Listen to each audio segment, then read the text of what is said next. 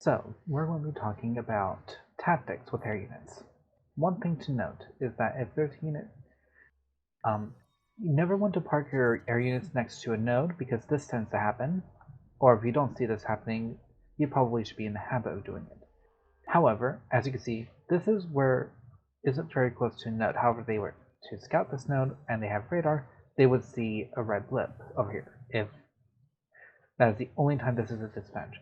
But leaving units here not engaging will do a few things. One is that it will make sure that they don't get damaged, and second is that they cannot be seen visually, which is a good thing. By parking your air units in these spots will allow you to quickly to react to multiple nodes being captured. For example, this node versus somebody captured, I can simply very quickly send air units over here, here, or here. A few other things to know. ASF are extremely valuable. Never use them as a damage fund, only use PANs for that purpose. They have a lot of HP compared to a fighter squadron, and Source 20 is in 3 air units, so 2850. I probably should have done this a little bit quicker. 2850 divided by 3 will give you 950 health per fighter, which is not bad. But a single pan has slightly less than double the HP of a single fighter.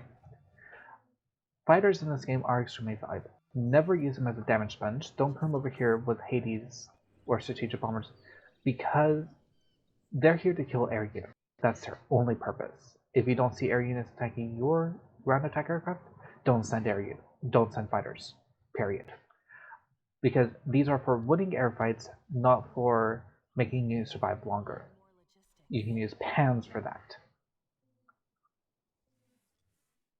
Next, the patrol order in this game is not very good, so I don't recommend using it. If the devs were to fix one thing in the game, what I would like to do is this. Patrol here, here, and here.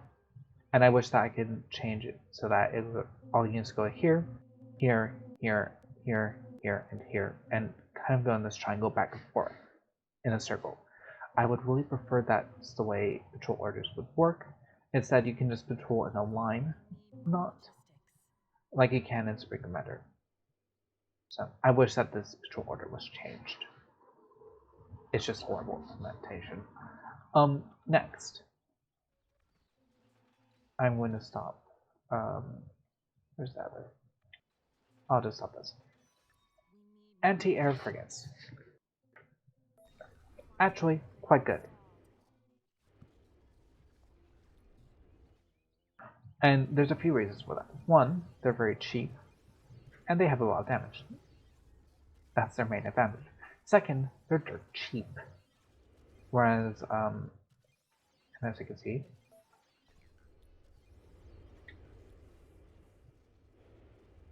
if I can get access to, oh damn it. I'm going to the armory and just show you the difference. This is very easy and realistic to get. This is deterrence, and this will actually kill air units. I probably should fix the radioactive split. You just stop building air units.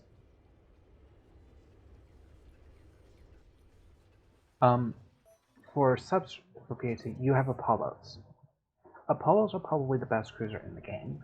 For anti-air purposes, the substrate equivalent is a drone hive. And the reason why I say that is because they have armor, which drone hives I don't believe do. They have these point defense lasers, which are fairly good, but they have a flak cannon, and this is equivalent to a Falcon anti-aircraft turret, which can be made by simply building one of these.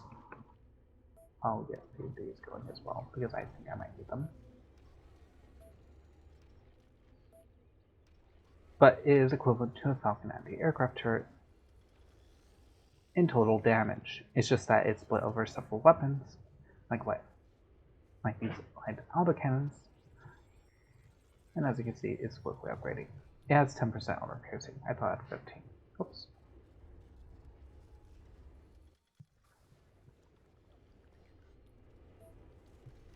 I'll build a another constable. Constables are not good enough versus gunships. They will always lose. Oh, looks like some bombers. Now this is an excellent point in time to show what these are really meant for.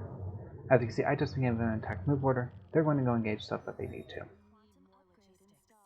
Now, as an air player, you should probably focus more on weapon damage, as it is more important to kill air units rather than survive engaging. Again, you need to down aircraft, not survive aircraft. So, come on, let me move over there. So the air eliminator turret. I keep talking about this. The substrate have an equivalent to this, but basically...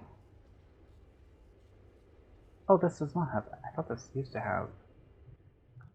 Well, as you can see, same range as a, well, slightly less range. Actually, more range, sorry, than a Falcon anti-aircraft turret. It is worth noting that PHC drone stations do not attack air units. Substrate drones will attack air units. They are the more flexible and they're better because of it. I wish there was an upgrade for the drone hive to make it a little bit better, because sadly maintaining one drone squad is probably not always the best. I probably should play it up a bit more. Next, this thing will save you more often than you might realize. You need to see where your air units are. You need to see where they're going. You can do this in two ways. One is by building radar, another is by upgrading their range.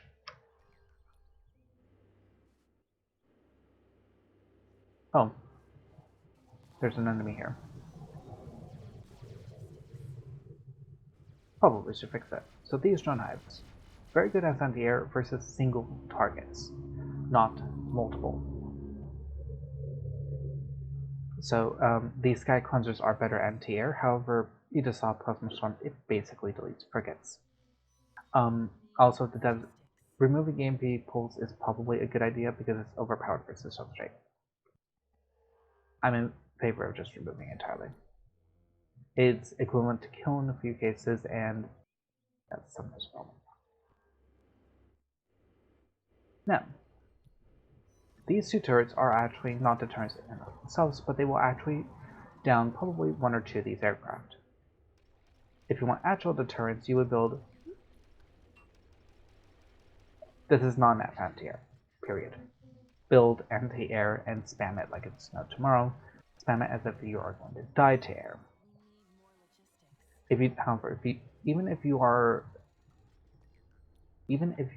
facing a player that is not actively going air now, that can very quickly change. Again, sniping is a fun thing to do, and this is going to be the avenue that someone would take for this player. It is worth noting that if this person has radar, they would know that there would be areas appearing over here.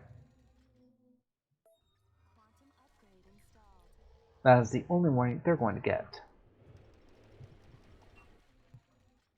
Also, I probably will save this game as...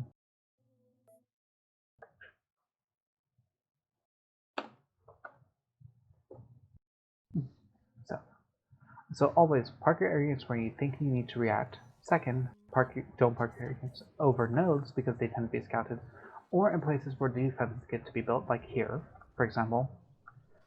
Third, I should probably mention this. Never put air units next to your nexus. Always have them some distance away. This is a horrible spot, for example. They should be further away, like over here.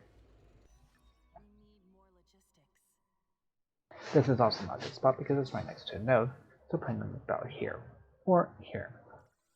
However, this is a horrible spot because basically it will take you forever to react to a node being capped or other things as well. So, those are going to be the tactics I want to mention. Hopefully you've learned something in this video, and I hope you have a good day.